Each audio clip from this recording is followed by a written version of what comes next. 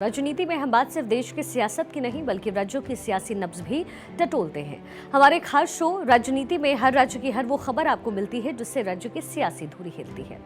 उत्तर प्रदेश को अपराध मुक्त बनाने के लिए मुख्यमंत्री योगी आदित्यनाथ लगातार एक्शन मोड में हैं।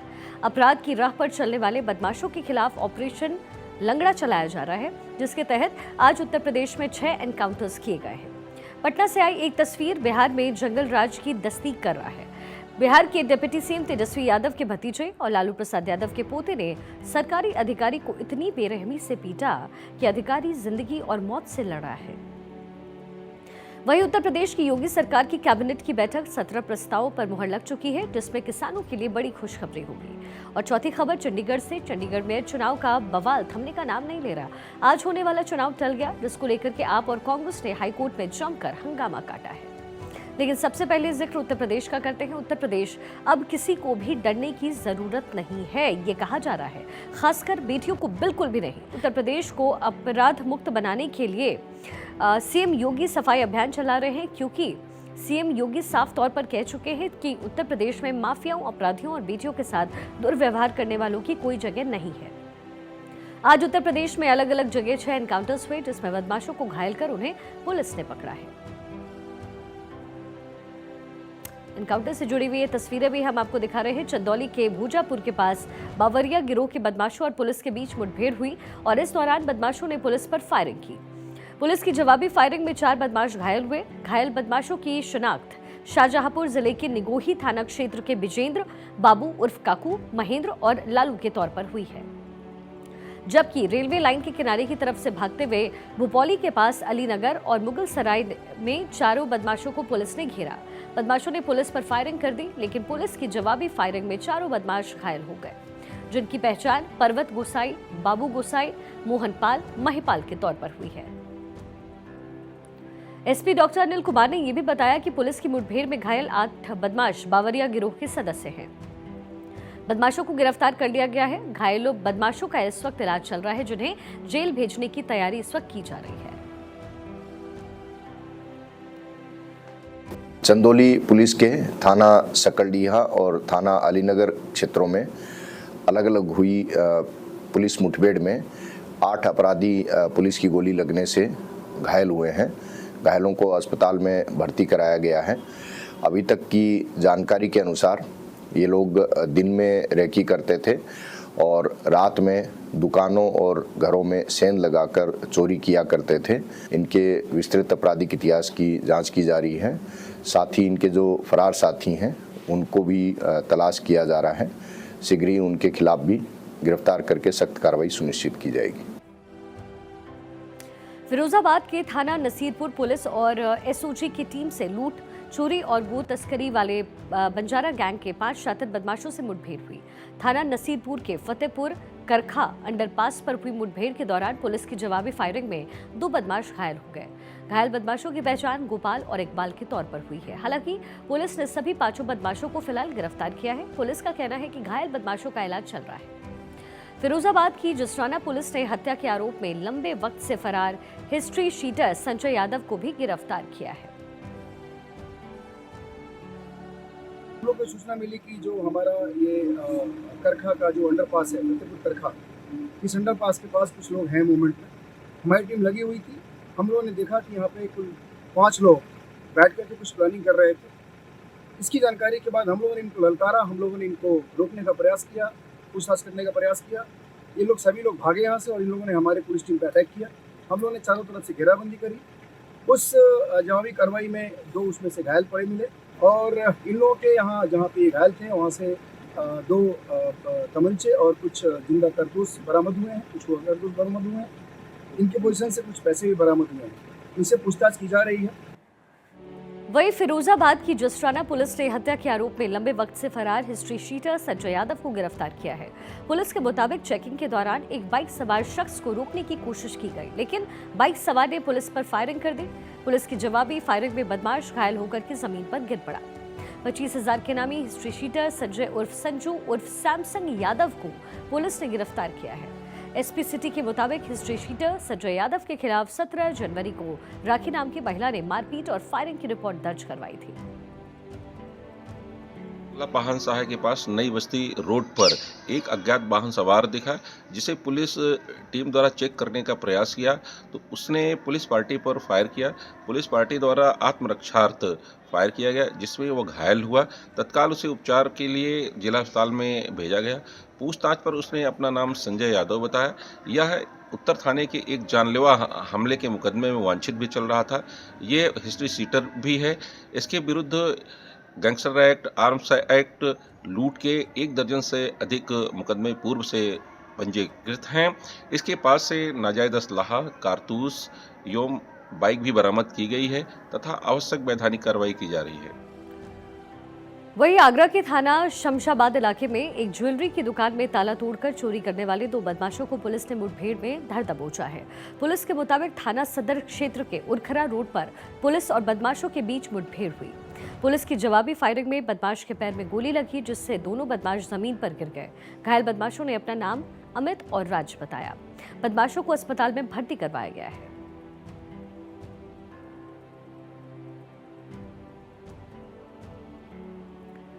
वहीं कासगंज में पुलिस ने एक हिस्ट्री शीटर बदमाश को मुठभेड़ के बाद गिरफ्तार किया है। पुलिस के मुताबिक चेकिंग के दौरान पुलिस ने एक बाइक सवार शख्स को रोकने की कोशिश की, लेकिन उसने पुलिस पर फायरिंग की।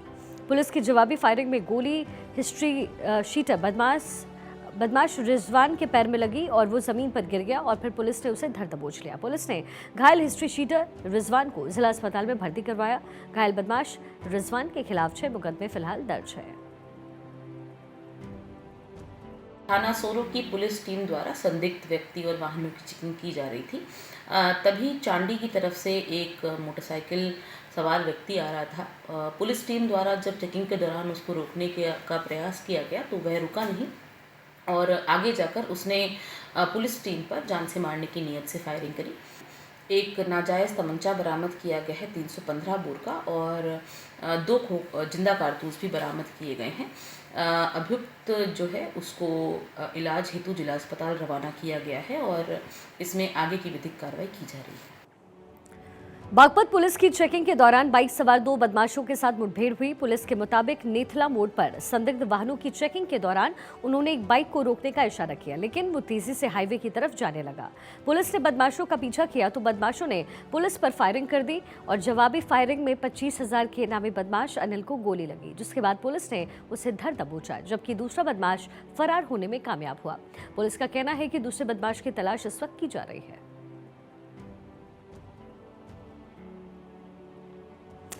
बिहार से निकली हुई एक तस्वीर बता रही है कि बिहार में कानून राज नहीं बल्कि जंगल राज चल रहा है, क्योंकि बिहार में लालू यादव के पोते तनुज यादव ने गया के डोभी के ऊपर उपनगर आयुक्त अरविंद कुमार सिंह को इतनी बुरी तरीके से पीटा कि सरकारी अधिकारी जिंदगी और मौत से जूझ रहा है।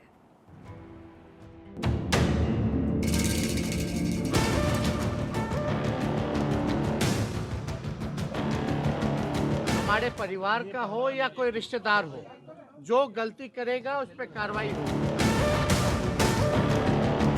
ये पूरा गुंडागर्दी है, पूरी सरकार ही अपराधी चला रही है।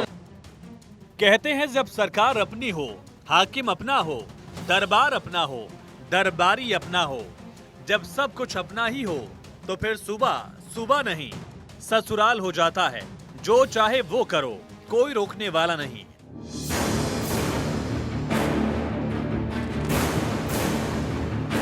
बिहार को भाषाई परिभाषा में जंगल राज यूं ही नहीं कहा जाता।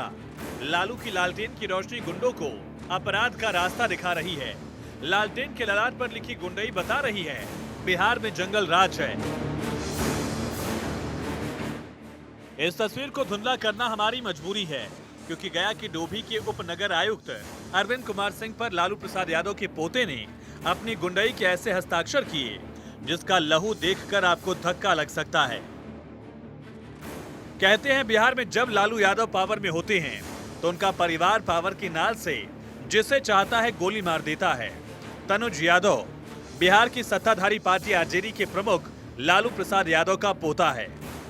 बिहार के डिप्टी सीएम तेजस्वी यादव का भतीजा है और अब गुंडई के लिए इससे ज्यादा पावर की जरूरत क्या है। सो लालू यादव के भतीजे नागेंद्र यादव के बेटे तनुज यादव ने गया के डोभी के उपनगर आयुक्त अरविंद कुमार को इतनी बेरहमी से पीटा कि अरविंद कुमार जिंदगी और मौत के दरमियान जूझ रहे हैं। बोल रहा था कि मेरा नाम तनु यादव है। उसने गाड़ी पर हमला कर दिया और छीन छान किया और मार दिया। किस गाड़ी से आप लोग जा रहे थे? स्कॉर्पियो से। ये कब की बात है?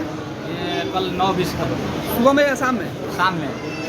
आप लोग बोरिंग रोड जा रहे थे, रास्ते में हाँ। कौन रोक के आपके साथ मारपीट किया? तनुज यादव। तनुज? हाँ, नागेंद्र यादव का लड़का। घायल हालत में डोभी में उप नगर आयुक्त अरविंद कुमार सिंह को आनन फानन में पटना के पारस अस्पताल में भर्ती कराया गया, जहां उनका शुरुआती इलाज होता है। हालत गंभीर होने की वजह से अधिकारी अरविंद कुमार सिंह को दिल्ली रेफर कर दिया गया। उनका रिपोर्ट अभी अटेंडेंट लेके वहाँ हम तो इधर देखिए, एम्बुलेंस के डॉक्टर तो लेके आ रहे हैं, तो जैसे ऐसे देखे हैं हम, तो उसमें ब्रेन में कंट्यूजन है, जैगोमेटिक फ्रैक्चर है, पूरा फेस का बोन है फ्रैक्चर है। लालू यादव के पोते तनुज यादव के घर में बर्थडे पार्टी थी। लालू का एक रिश्तेदार रंजन यादव मौजूद था। इस दौरान अपार्टमेंट के नीचे डोभी के उप नगर आयुक्त अरविंद कुमार सिंह और बिल्डर मनीष कुमार की गाड़ी आती है, जिसे तनुज और रंजन यादव रुकवाते हैं। तनुज अधिकारी अरविंद कुमार को गाड़ी से बाहर आने को कहता है। अरविंद कुमार सिंह के और लालू के पोते तनुज यादव से कहासुनी होने लगती है। लालू यादव का पोता तनुज यादव अधिकारी अरविंद सिंह पर लाठी डंडों और रॉड से जानलेवा हमला कर देता है।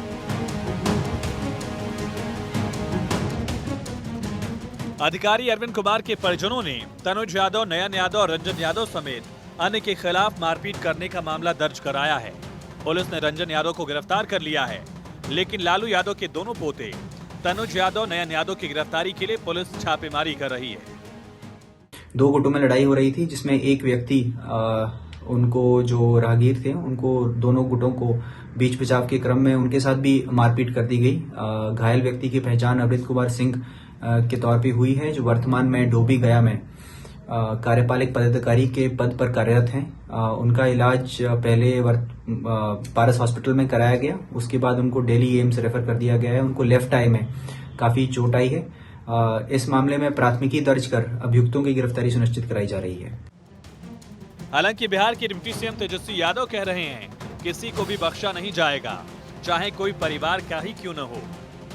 संज्ञान में ये मामला आया और खुद ही मैंने एसएसपी को फोन करके बोला कि सख्त से सख्त कार्रवाई होनी चाहिए, जो भी दोषी हैं उसको सजा मिलनी चाहिए और उस पर कार्रवाई होनी चाहिए। कोई भी बख्शा नहीं जाएगा, चाहे हमारे परिवार का हो या कोई रिश्तेदार हो, जो गलती करेगा उस पर कार्रवाई होगी। लेकिन ये तस्वीर नई नहीं है। बिहार में लालू यादव के राज को जंगल राज इसीलिए कहा जाता है क्योंकि बिहार में जब राबड़ी देवी मुख्यमंत्री थी तो उनके भाई सुभाष और साधु यादव की गुंडई चलती थी। आज जब लालू यादव पावर में हैं, तेजस्वी यादव डिप्टी सीएम हैं, तो उनके भतीजों की गुंडई चल रही है। जो सत्ता में बैठे लोग हैं उनके रिश्तेदारों के द्वारा इस तरह से गुंडागर्दी और आपराधिक घटनाओं को अंजाम दिया जाता है, यह बहुत ही निंदनीय है। भय का वातावरण बिहार में ऐसा है कि लोग पलायन कर रहे हैं। सर सामने विधि व्यवस्था बिल्कुल चौपट हो गई है और यहाँ अपराधी राज यहाँ स्थापित हो चुका है। पूरी सरकार ही अपराधी चला रही है और अब तो लालू प्रसाद जी का परिवार सामने से पदाधिकारियों को पीटने का काम कर रहा है। लालू जी का पोता एक तरह से पदाधिकारी को पीटेगा, गुंडागर्दी करेगा। ये लोगों को याद आ रहा है कि जंगल राज पहले कैसे होते थे और आज कैसे होते। लालू यादव का परिवार पूरा गुंडा राज स्थापित करने में लगा है। पहले उसका भतीजा नागेंद्र यादव पूरा रंगदारी तहसीलता था, गुंडा राज स्थापित करता था। अब तो आम पब्लिक को दिन दहाड़े व्यस्तम जगह पर इस तरह से पीट कर करके जीवन मौत से वो संघर्ष कर रहा है। ये गुंडा राज बिहार में नहीं चलेगा, इस गुंडा राज को धिक्कार है। बिहार में आई गुंडों की बहार बता रही है कि बिहार में जंगल राज है। बिहार में लालू के पोतों से जब अधिकारी महफूज नहीं हैं, तो आम जनता का क्या होगा, अंदाजा लगाना मुश्किल नहीं है। Bureau report, Bharat 24। राम भक्त नरेंद्र मोदी, प्रधानमंत्री मोदी का राम मंदिर डिजाइनिंग में योगदान। सूत्रों के हवाले से बड़ी खबर, 2019 में राम मंदिर पर आए सुप्रीम कोर्ट के फैसले के बाद पीएम हुए उत्साहित। राम मंदिर निर्माण को लेकर के लगातार हो रही थी मीटिंग्स। मूल डिजाइन को ही रखा गया था प्रेरणा और प्रसिद्ध वास्तुकार दे रहे थे अपनी सेवाएं। ऐसी ही एक बैठक में पीएम मोदी ने दिया सप्त मंडपम के लिए सुझाव। प्रधानमंत्री मोदी ने दिया सप्त मंडपम में समावेशी समाज को प्रतिबिंबित करने का महत्वपूर्ण सुझाव। भगवान राम के जीवन में महत्वपूर्ण भूमिका निभाने वाले विभिन्न जातियों के हीरोज को राम मंदिर में जगह देने का सुझाव। पीएम मोदी के इसी सुझाव की वजह से अयोध्या के राम मंदिर में उपस्थित हैं आदिवासी मूल की शबरी, जिनके झूठे बैर खाए थे श्री राम ने। प्रभु राम को गंगा पार करवाने वाले मल्लाह जाति के निषाद राज और रावण विजय के लिए अस्त्र शस्त्र देने वाले ऋषि अगस्त्य। प्रधानमंत्री मोदी ने ही दिया था सूर्यवंशी रामलला की मूर्ति के ललाट पर सूर्य किरणें अंकित करने का सुझाव। बचपन से राम भक्त प्रधानमंत्री मोदी ने ही राम मंदिर निर्माण टीम को दिया था गुणवत्ता, संवेदनशीलता और अत्याधुनिकता का मंत्र। प्रधानमंत्री मोदी नहीं भूले थे देना निर्माणाधीन राम मंदिर को दिव्यांग फ्रेंडली बनाने का भी सुझाव। एक मीटिंग में पीएम मोदी ने मंदिर निर्माण में लगे अफसरों को दिया आधुनिक अयोध्या को लक्ष्य करके प्लानिंग करने का मंत्र। सूत्रों ने बताया कि पीएम मोदी का अफसरों को साफ कहना था, तीर्थ स्थान बड़ी संख्या में लोगों को आकर्षित तो कर सकता है, लेकिन नहीं कर सकता लंबे स्टे की गारंटी। इसलिए अफसरों से अयोध्या में धार्मिक पर्यटन पर आने वालों के लिए अन्य आकर्षण भी प्लान करने की हिदायत दी। नतीजा ये कि आज न केवल आधुनिक सुविधाओं से युक्त रामलला का भव्य मंदिर है तैयार, बल्कि सरयू नदी में क्रूज बना हुआ है बड़ा आकर्षण का केंद्र। लोगों में है अयोध्या के ग्रीन फील्ड एयरपोर्ट पर लैंड करने की प्रबल इच्छा। रेनोवेटेड अयोध्या रेलवे स्टेशन बना हुआ है सभी की फर्स्ट चॉइस। आधुनिक तकनीक से बने हाईवे बुला रहे हैं हर राम भक्त।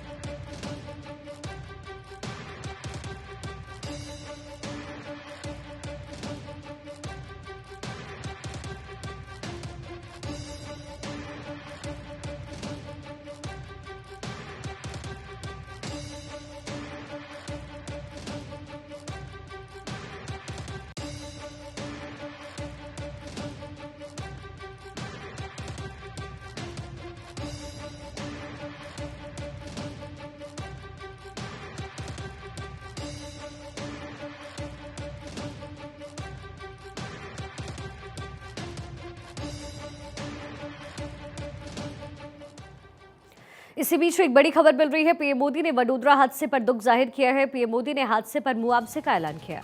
नाव पलटने से बच्चों की मौत से दुखी हूं। पीएम मोदी की तरफ से स्टेटमेंट, मृतकों के परिवार को 2-2 लाख का मुआवजा दिया जाएगा।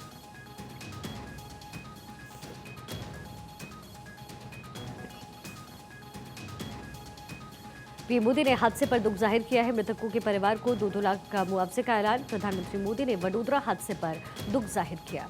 पीएम मोदी ने हादसे पर मुआवजे का भी साथ में ऐलान किया है। नाव पलटने से बच्चों की मौत से दुखी हूं, प्रधानमंत्री मोदी की तरफ से कहा गया।